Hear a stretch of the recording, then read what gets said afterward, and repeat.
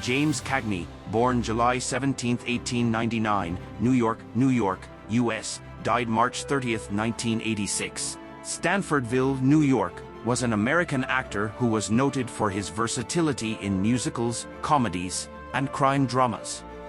He was one of the top movie stars from the 1930s through the 50s, known for his jaunty manner and explosive energy.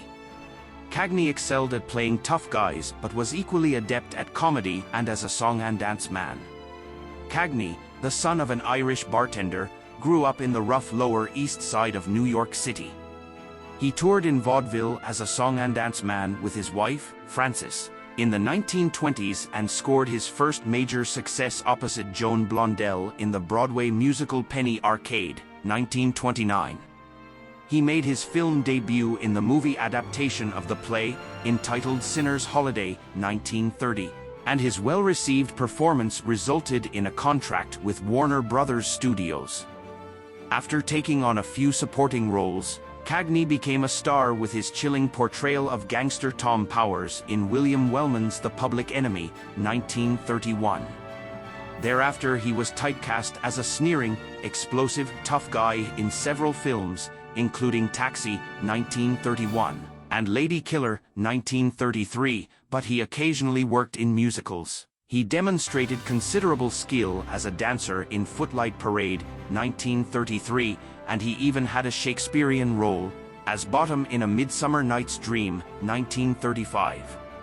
He was on the right side of the law in the popular G Men, 1935, whereas such films as Angels with Dirty Faces, 1938, Oscar nomination for Best Actor, Each Dawn I Die, 1939, and The Roaring Twenties, 1939, featured Cagney in increasingly complex studies of criminal pathology.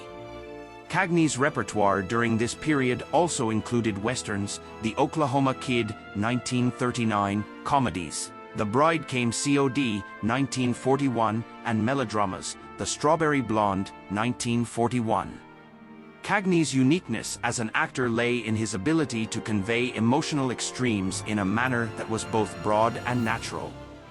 He exuded a tremendous energy that rendered any character larger than life, yet his innate grasp of the subtleties of the script ensured that his performances were multidimensional and credible. Although he eschewed an internal method approach to acting, his perennially pugnacious screen persona was a natural extension of his real-life character, formed in part during his pugilistic youth among Irish street gangs. Cagney's philosophy of acting, revealed in his autobiography, Cagney by Cagney, 1975, was simple, direct, and sagacious. Plant yourself, look the other fellow in the eye and tell the truth. Although specializing in charismatic criminals for much of his career, Cagney's best-known role is that of the legendary Broadway song and dance man George M. Cohan in Yankee Doodle Dandy, 1942. Exhibiting the same brash charm in his dancing style that he brought to his portrayals of street toughs, Cagney's tour de force as Cohan earned him an Academy Award for Best Actor.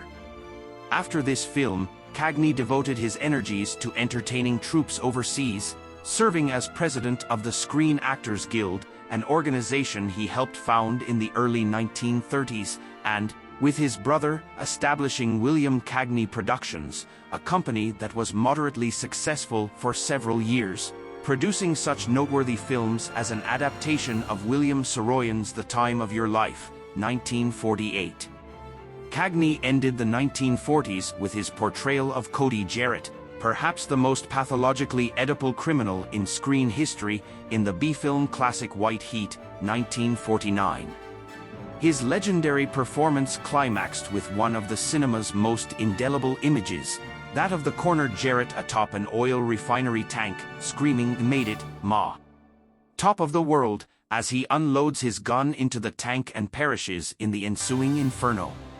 Cagney experienced continued success throughout the 1950s, with highlights such as his roles as a gruff ship captain in Mr. Roberts, 1955, and as silent screen legend Lon Chaney in Man of a Thousand Faces, 1957.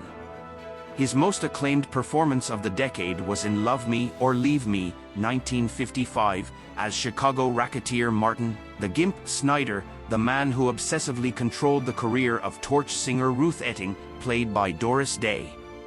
As Snyder, Cagney created one of his most frightening screen characterizations and was nominated for an Oscar.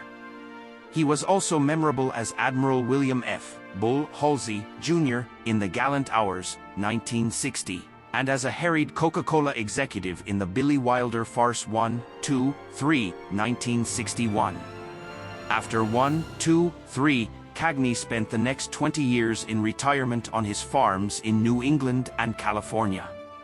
In 1974, he made one of his few public appearances during these years when he received a Life Achievement Award from the American Film Institute.